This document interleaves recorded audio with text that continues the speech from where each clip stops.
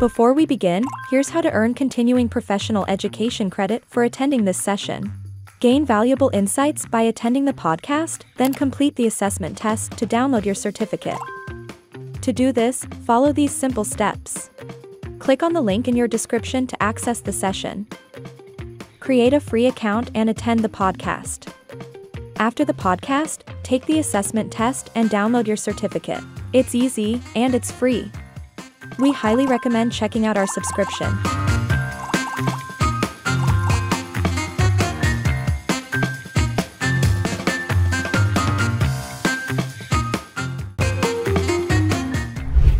When I'm listening to you and the way you explained it, I never looked at accounting that way myself, but you have totally changed my perspective about it. I mean, it's phenomenal. You're right. It affects so many facets of our lives and so many decisions, and it's not just numbers, it's much larger than that.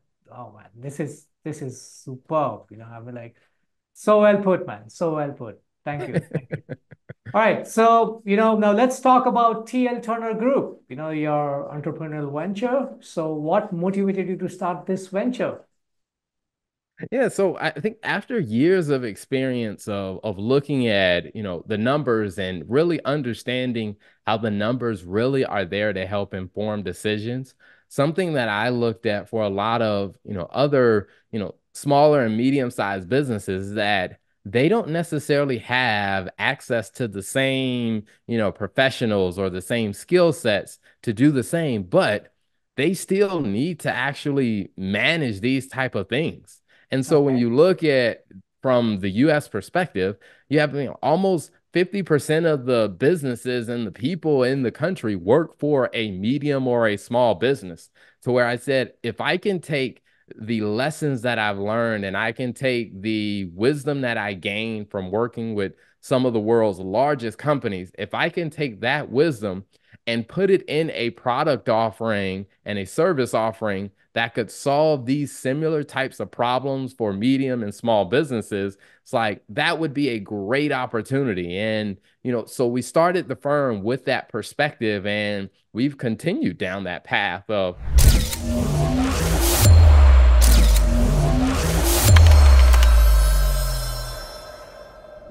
Hello, everyone, and welcome to another episode of your favorite podcast we're trying to figure out with Saul, where we dive into the stories and insights of industry leaders shaping the future. Today, we have the honor of speaking with Terrell Turner, a recognized leader in the accounting industry and one of CPA Practice Advisors 40 Under 40 honoree. Terrell is not only a CPA, but also a co-founder of the Business Talk Library and the CFO of TL Turner Group. Terrell, thank you for joining us today.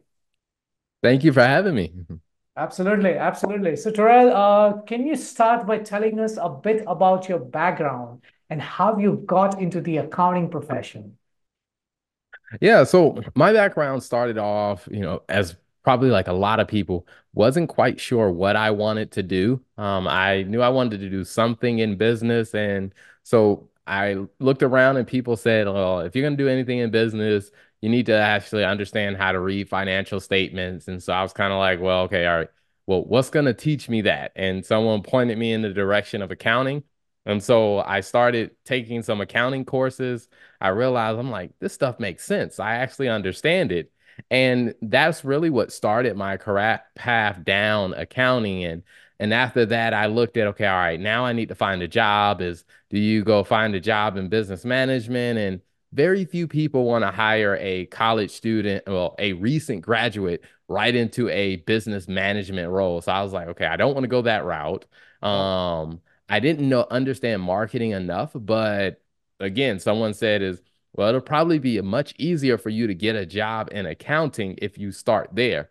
And so I started there. And what I just didn't know is that accounting would open up a world of opportunity years later as I continued down that path. Yep. Yep. Okay, that's interesting. I mean, that is some completely, and I also noticed that you've been really promoting diversity and innovation within the accounting industry. So I really want to know what really inspired you to focus on that. Yeah, so as you kind of go through so many different, aspects of what happens in a business, one of the things that I realized from the different industries that I worked in, because I started off in public accounting. From public accounting, I went into working for Fortune 500 companies. And one of the things that I recognized what made some of the companies successful was the level of innovation that these companies were actually doing when it came down to innovation with its products or innovation on how they were creating new sales opportunities or new product and service offering for their clients. And then I took a step back and I kind of looked and said, okay, all right, what is the type of environment that creates this place where all of this innovation happens? And one of the things that I started noticing is the places that were more innovative were the ones that had people who had a variety of backgrounds, a variety of perspectives. Because when I looked around the room, like in one of the organizations I was in, I was a finance person. We had an engineer who had learned engineering in India and they had moved to the US. We Mhm. also had some engineers who had studied in, the Midwest in the US. We also had some sales professionals who had come from South America. And all of us were able to bring our ideas and our experience and our perspective. And that's how we were able to come up with some very innovative ideas that were solving some real problems for the clients. And it allowed us to outperform some of the other competitors in the industry because we were competing with people who didn't have that variety of mindset or that variety of ideas. So we were able to get to the market in a very unique way. And that's why I started realizing like having all these different perspectives in the room can be extremely valuable when you use it in a way that solves a real problem for your clients and your potential clients. Absolutely, absolutely. It's about how you take it, right? The different perspectives. It's about how you take it. For some, it's a challenge, but for some, it's an opportunity in disguise. It's all about how you drive that energy and you bring it forward. So completely agree with you there. Absolutely. Well, Tara, your journey in the accounting world has been quite remarkable. But I would definitely love, even for our audiences, to know some biggest challenges you faced early in your career. We talk a little bit on that. So I would say the earliest thing that you face in any type of career, and I think especially in accounting, is because you spend so much time really studying the craft and understanding accounting. You learn all of these great things in a textbook. And then when you get out into the real world, you recognize you really don't know a whole lot. Yeah. And I think it could be this I think it was a very big ego hit early on, Mhm. is recognizing that you know a lot of theory, but Mhm. now you need to learn how to put that theory into practice. You need Yep. to learn how what you learned in the textbook, how does that apply in the real world? And I Yep. think early on, that was a challenge because, like I said, when you're in school and you're getting good grades in school and you're mastering all these theories, and then when you're faced with a very real world situation, like the real world situation doesn't look like the textbook problem. There are some different factors in it. And so I think of really early on adapting to the practical application of accounting and finance. And I think also is you have the luxury when you're studying accounting is being around other people who understand, the fundamentals and the basics of accounting. But early on in my career, ended up spending a lot of time around people who really didn't understand the basics of accounting. And Uh-huh. so I had to learn how to speak their language because Yep. I had to be able to look at the financial information and then translate it. Because at one point, I was working with a lot of aerospace engineers, or as they would remind me, they were rocket scientists. And so having to explain to a rocket scientist what it means to capitalize costs versus expense it. Like if you're talking to an accountant, like, okay, they Yeah. understand it. But if you're talking to a rocket scientist, like they have no concept of what you're trying to explain.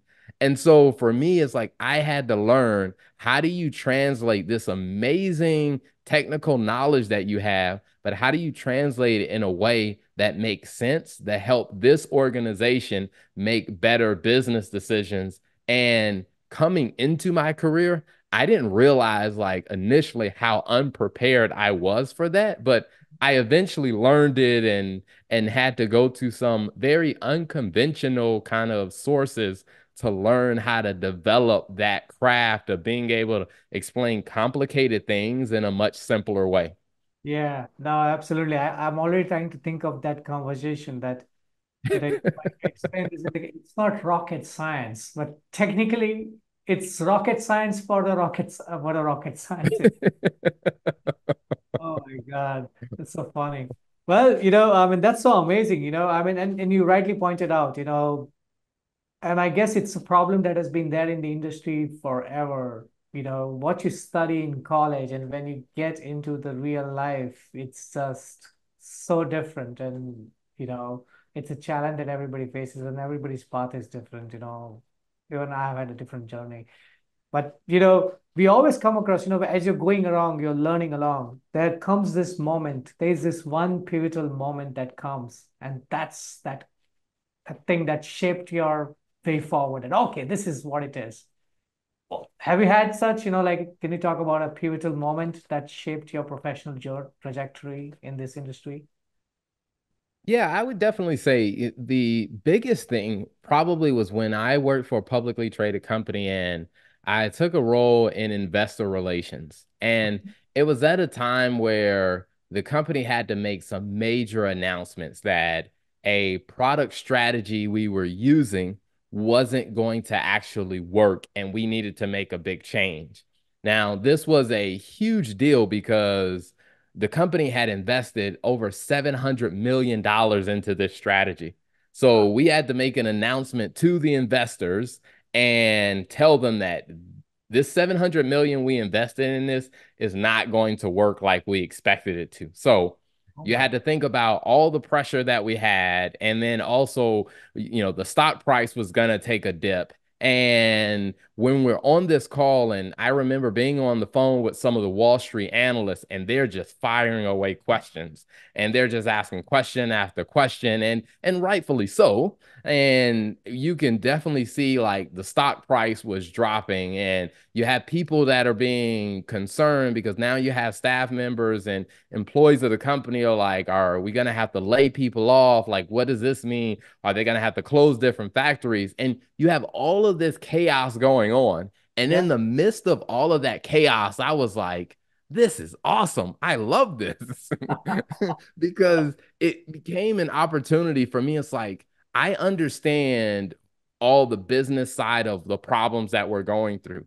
I yeah, understand how that translates into the numbers. So I can explain the story on the numbers. Plus, I also understood, the pain and the uncertainty that people had, to where then it gave me the opportunity to work on my communication skills of how do we start to really develop the messaging and say, hey, yes, this is a bad situation where we do have to, cut our losses with $700 million.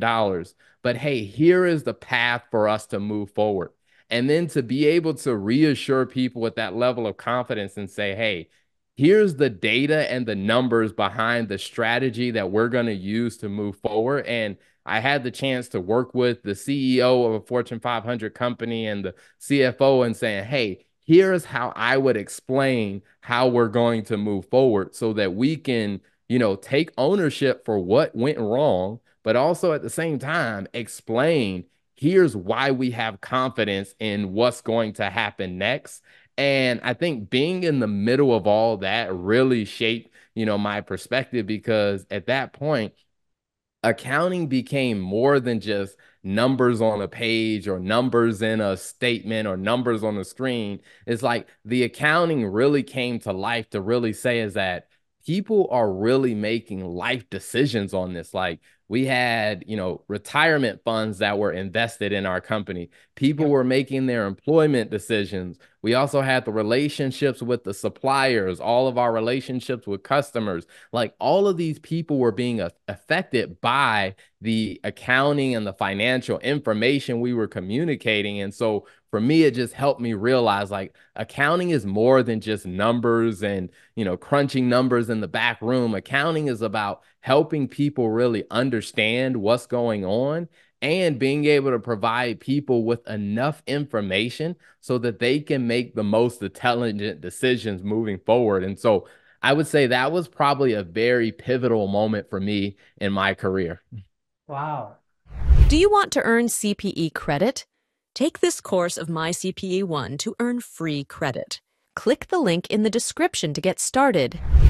When I'm listening to you and the way you explained it, I never looked at accounting that way myself, but you have totally changed my perspective about it. I mean, it's phenomenal. You're right. It affects so many facets of our lives and so many decisions, and it's not just numbers. It's much larger than that. Oh man, this is superb. I mean, like, so well put, man. So well put. Thank you. Thank you. All right. So, now let's talk about TL Turner Group, your entrepreneurial venture. So, what motivated you to start this venture? Yeah, so I think after years of experience of looking at, the numbers and really understanding how the numbers really are there to help inform decisions, something that I looked at for a lot of, other, smaller and medium-sized businesses that they don't necessarily have access to the same, professionals or the same skill sets to do the same, but they still need to actually manage these type of things. And so when Okay. you look at from the US perspective, you have almost 50% of the businesses and the people in the country work for a medium or a small business. To where I said, if I can take the lessons that I've learned and I can take the wisdom that I gained from working with some of the world's largest companies, if I can take that wisdom and put it in a product offering and a service offering that could solve these similar types of problems for medium and small businesses, it's like that would be a great opportunity. And, so we started the firm with that perspective and we've continued down that path of how do we take the wisdom that we've learned from some of the world's biggest companies and solving problems from some of the biggest business problems in the world. How do we take that knowledge and then bring it to our medium size and the small businesses? And it's been an amazing journey of just seeing that unfold. And then also just the fun part now of not just being a person who knows accounting, but also having to be the CEO of the business. And now I got to figure out sales, marketing, the business development side. And I would say is that accounting really prepared me very well to be able to do all of that. Yeah, absolutely. And especially your perspective towards the profession. I mean, it's so different and it's so unique, so kudos to you for that. And you know, every entrepreneur that I've talked to, I always have to ask them this, that, how do you stay ahead of the industry trends and ensure that your firm remains competitive? So how do you do that? One is always a challenge because right now things are moving faster than they probably ever have before. Because Yeah. I remember talking to some of the people who've been in the profession for years.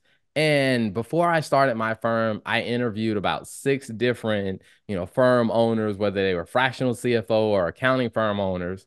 And I just asked them, like, what has the journey been like for you? How do you stay ahead on things? And someone said, oh, we go to conferences. I go to like two conferences a year. Now it's like if you're only getting new information twice a year, you're gonna be behind. Like Yeah. you have to build in like it almost has to be part of your job is to learn what is new. And when you're a smaller firm, you don't have the luxury of, hey, I'm just gonna hire someone. Their job is to stay on top of what's new. It's like we're not that big to where we can afford to do that. And so one of the things that I did as a shortcut is really spend a lot more time on the marketing and the sales side of the business because Right. what it did is it put me very, very close to the problems and the challenges that our clients are facing. And by being so close to the problems and the challenges that they have, it forces me to continually look for solutions to solve our clients' problems. And so as new problems pop up, it gives me the motivation to then go find, all right, what is a solution that we can use to solve this? And I think in doing that, it really gave me that curiosity. And so I started doing a podcast where I would interview other business leaders because one is it would give me a chance to talk to other business leaders. It would give me a chance to ask them, hey, what are you finding that's new in the industry? Because I could make it a lot easier for me to learn about new things if I was constantly having conversations with other people. And I realized by getting more connected to the community and finding people who were experts at things that I was not, I could make it a lot easier by just going to them and saying, hey, what are you learning on this area? And if they said something that was new that I needed to pay attention to, I would ask, hey, how could I get some more resources on that? Even looking at things like doing more CPEs, which I am immensely grateful that companies have been putting out more CPE content, especially the content that you can get on demand, Yeah. because I may not have had the luxury to sit down and talk to someone who was, let's say, an expert in tax credits, and I don't have the time to go learn it. But if there is a CPE that's on demand, I can get my CPE credit plus I can learn about what are some of the top things that I need to pay attention to. And I think it's just getting smart about using the resources around you is how I learn to stay on top of things. Wow. Yeah, absolutely, absolutely. You know, you have this hunger for knowledge, and plus this mindset of providing solutions to the community. You want to create that impact. You know, financial education and community impact. You know, they're clearly important to you. You know, so can you, what are some key financial education initiatives that you have launched? Can you talk a little bit on that? Yeah, so the first one was starting a podcast. Now, I would say, selfishly speaking, the podcast started off more as my educational, kind of playground of just being able to talk to people who were winning in areas that I was unfamiliar with and being able to sit down and have those conversations. And then we started to put a little bit of production quality in them to where we're like, if we're learning from it, we can make it available to others so that they can learn from it. And so we started off with the podcast and just creating that. And then we eventually created a media company called the Business Talk Library, where we would just put out tons of content and tons of podcasts. And then we started doing things like, hey, what if we can go back to our roots of using our accounting knowledge to also help others to where what I would do is I would pick a publicly traded company. We would Yep. pull up their financial statements and we would just walk through their financial statements. So, like, if I were the CEO of this business, here are 5 things that I would do to make this Wow. company better. And what it did is it showed people how to use the financial information to actually make real world business decisions. And then we started doing different types of collaborations with other companies and creating content. And probably about 2 years ago, I started speaking at a lot more conferences to where last year, I think I spoke at like 16 different conferences. This year, I think we're probably going to hit 17 different conferences. And I think also just doing more collaborations and working with more organizations to create not only video content, but also to create visual content to where we're creating workbooks and we're creating, free resources that people can download from our website to really help empower people to get closer to the answers that are going to solve some of the problems that they're trying to navigate through. Absolutely, absolutely. You know, when you talked about, taking up the financials of a company and then, if you were the CEO, what were the top things that you would do? it brought up a very interesting video that I'd seen some time back, wherein this gentleman takes up the PDF version of the financials, puts it onto ChatGPT. Everybody knows ChatGPT. And it's like, what do you think?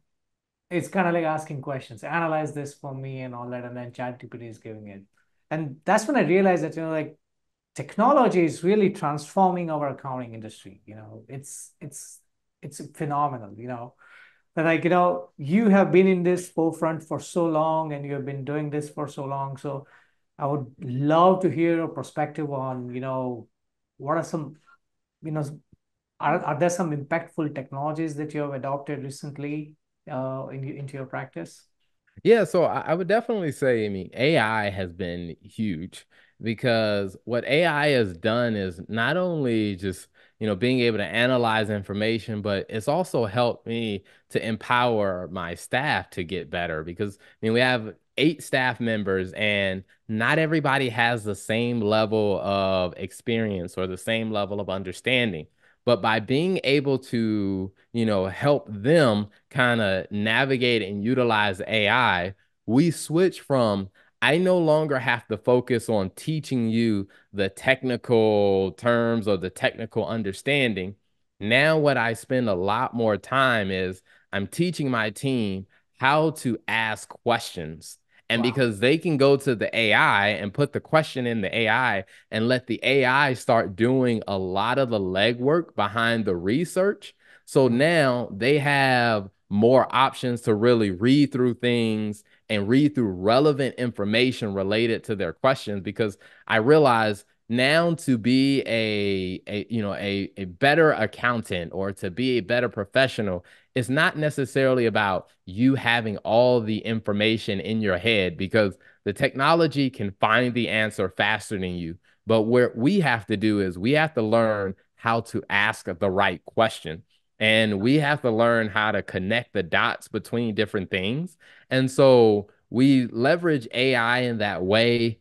We also use, some advanced reporting tools. Like for us, we have a lot of clients that uses the QuickBooks online technology. And so we started looking at some tools. What are some tools we can use to automatically pull that data out of the QuickBooks system and pull it into spreadsheets so we can automatically create dashboards and we can also automatically create a financial presentation of the information in a way that actually addresses the concerns that our clients have. And so by just going through some of those things and really leveraging those types of technology, what it's done is it's allowed us to move away from just being in the background of trying to pull the numbers together to actually moving closer to the front line of how do we really start to increase our understanding of what's going on in the numbers, what's going on in the business,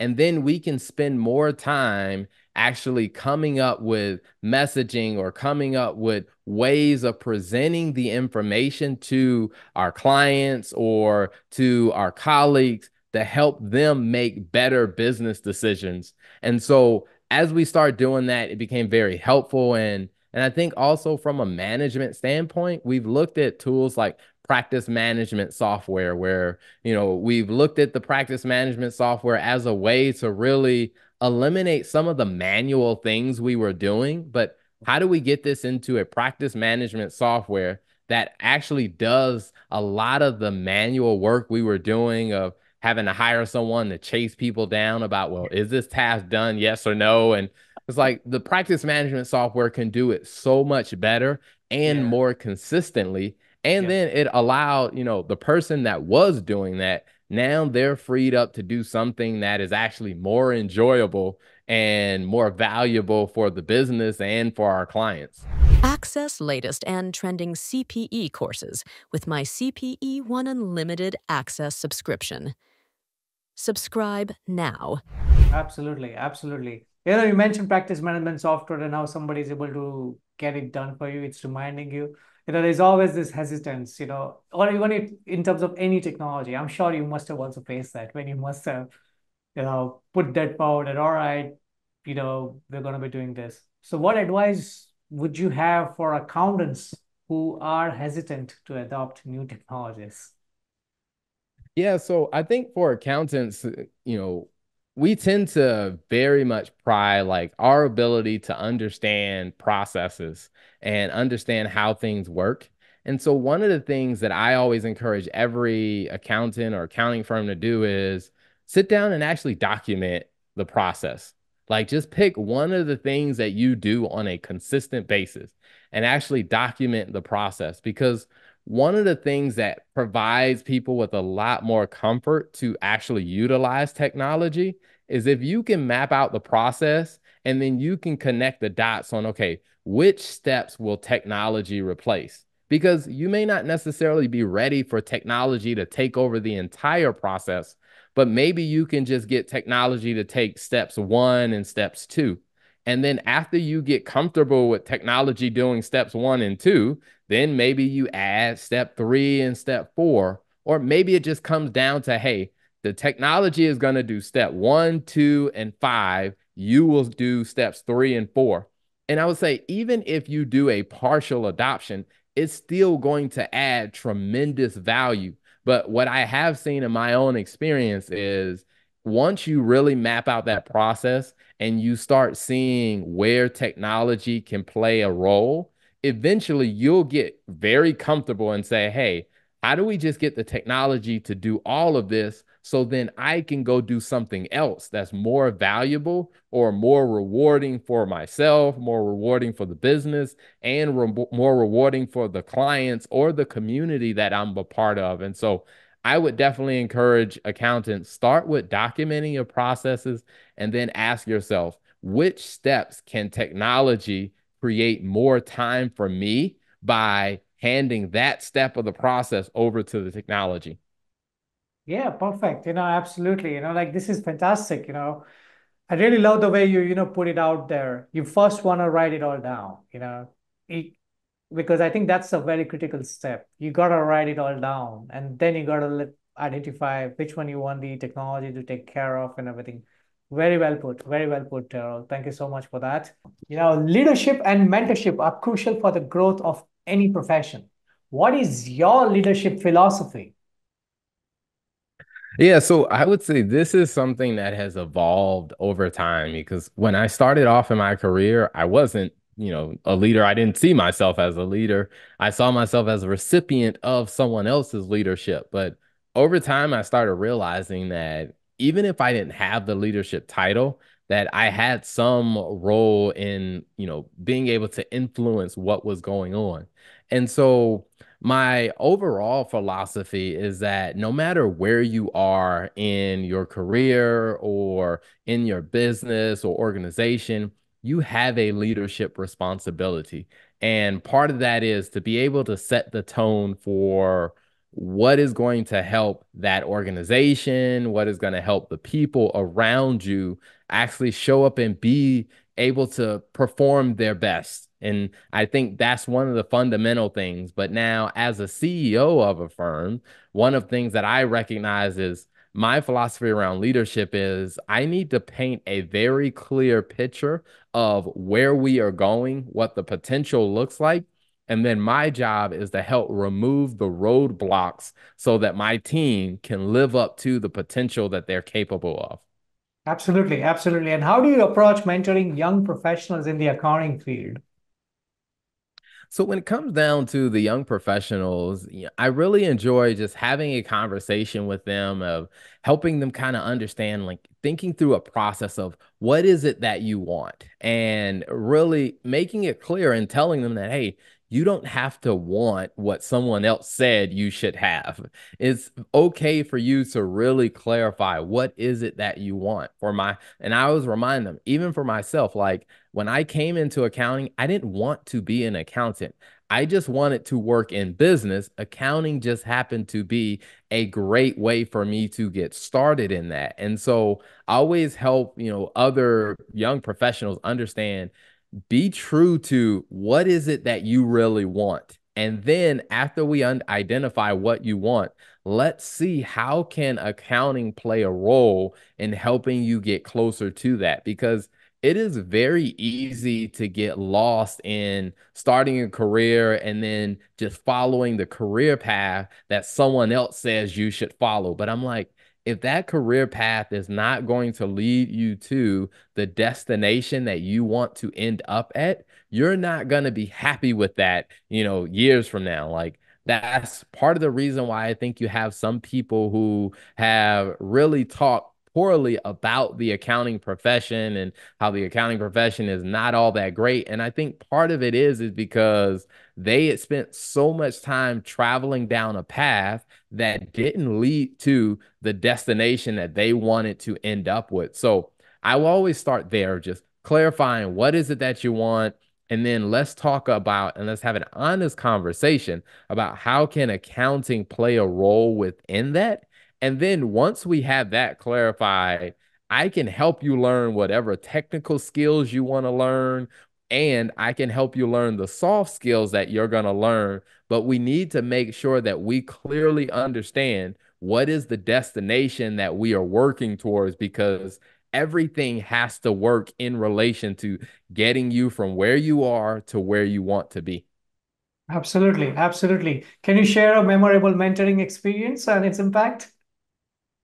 Yeah, so I'll start off with an example of, someone who was a good mentor to me. And it was back when I was working for, one of my first Fortune 500 companies, and I was sitting there. I went to lunch with my mentor, and I was saying about how, I wanted to be in a role where I could, make the business decisions and kind of decide what decision we were going to make in the business. And he looked at me very calmly and he said, "Hey, if that's what you want to do in this organization, you need to go back to school and become an engineer, because you're working within the engineering department. Like, the engineers are not going to look to the accountant to make an engineering decision." Yep. And it's one of those things that really humbled me to really help me understand. He said, "Hey, you work in finance. Here is what we do in finance. We understand the financial and the monetary implications of the decision. And then our role is to help empower the engineer to make the best operational decision. And that's the role that we play." And he told me, he said, "If you're not happy with that, then maybe this isn't the right field for you." And I think, that honest conversation allowed me to start having a more sober perspective about what my role in accounting was. And then also he put it on me. He said, "Hey, if you want to be an engineer, you want to make engineering decisions, you got to ask yourself, are you willing to go back to school to get that skill to be able to do that? If not, we need to really focus on what is your role on the team." And so I always kept that experience with me as I talk to others. Like, I speak on college campuses, and one of the students came up to me afterwards and he was like, "You know what?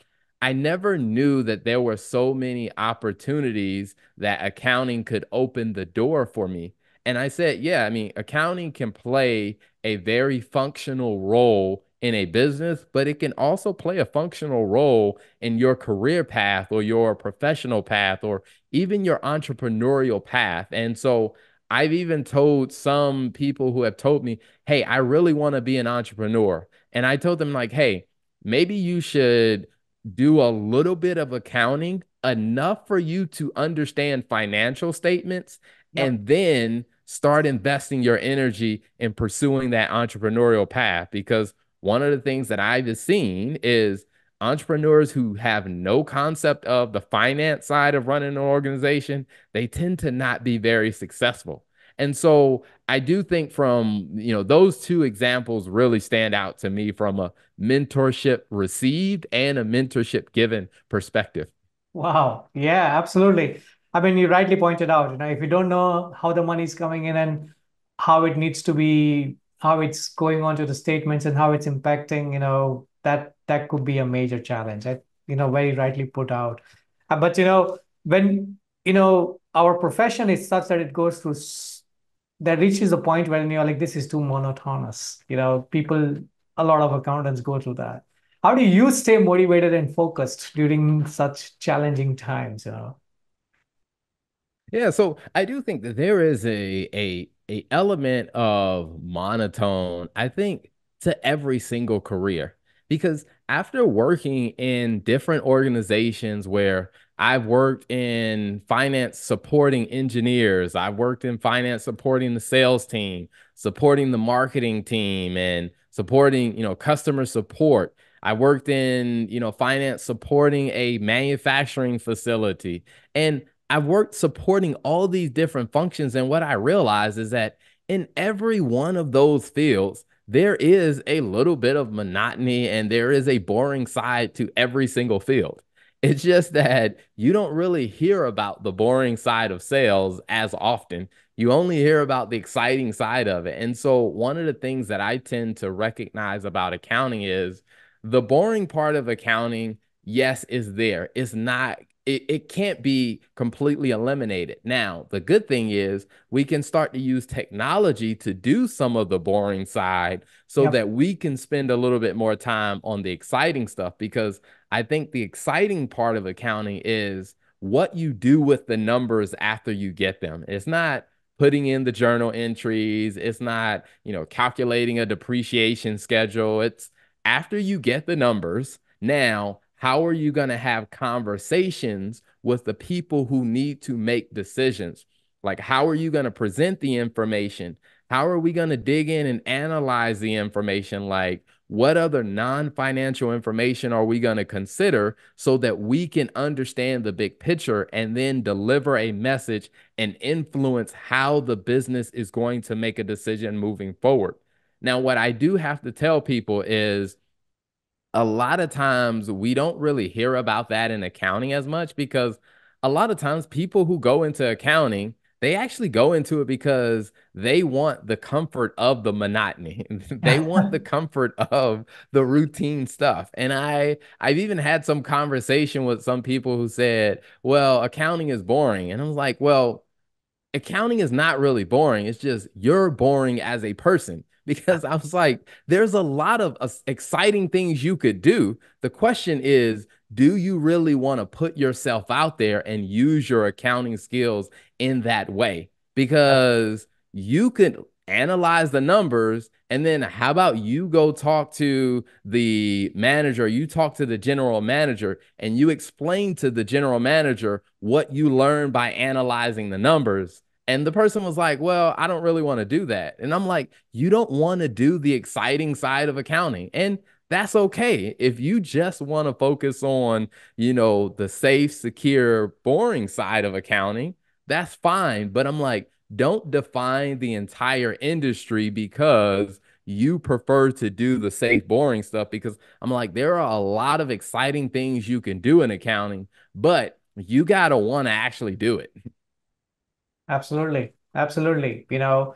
I mean, it's an industry, it's all about perspective, it's all about perspective. And, the things that I've heard from you, I mean, I myself, like I said, I never looked at accounting that way, but you have completely changed my perspective towards it.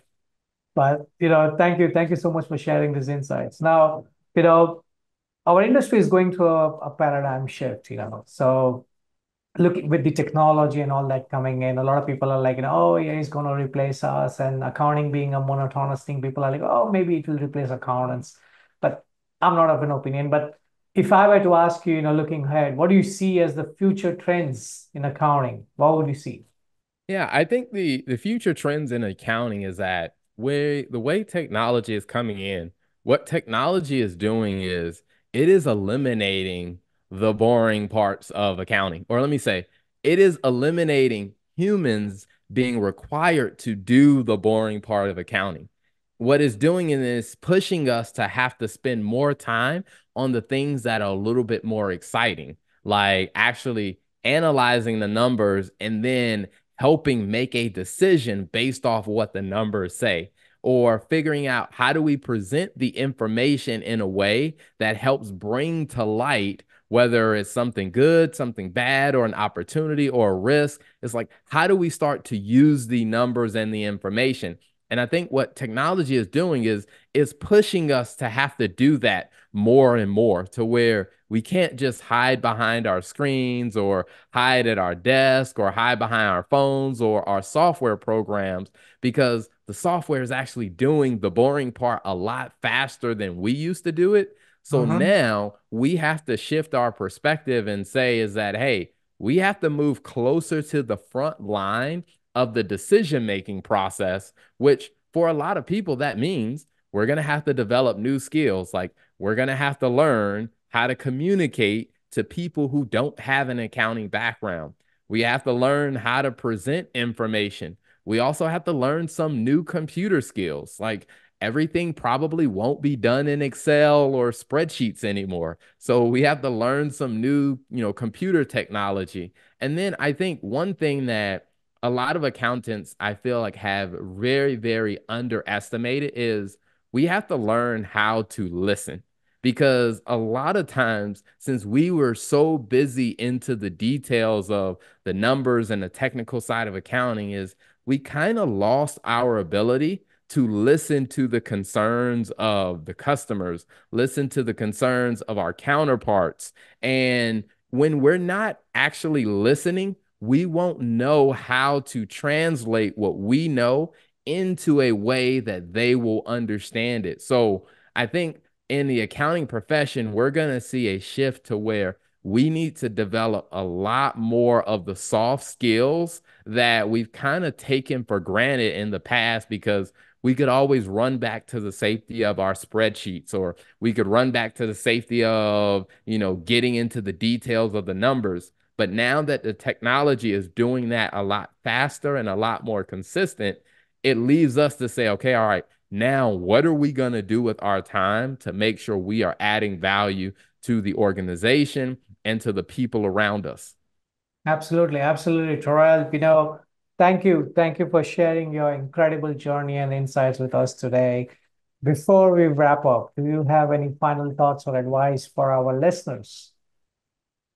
Yeah, I would definitely say is that now is an exciting time in the accounting profession, because it's given us the opportunity to really focus on how do we add value. Because it's not necessarily about just doing the boring, the mundane. Like a lot of the things that used to scare people away from accounting, technology can actually do some of that. Now we get to actually focus on the exciting things, on how do we interact with the information and how do we communicate that to others to really impact and influence decisions.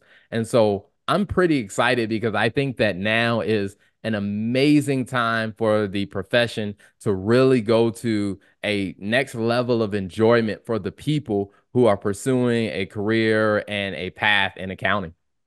Absolutely, absolutely. Thank you, Tara, for a great discussion.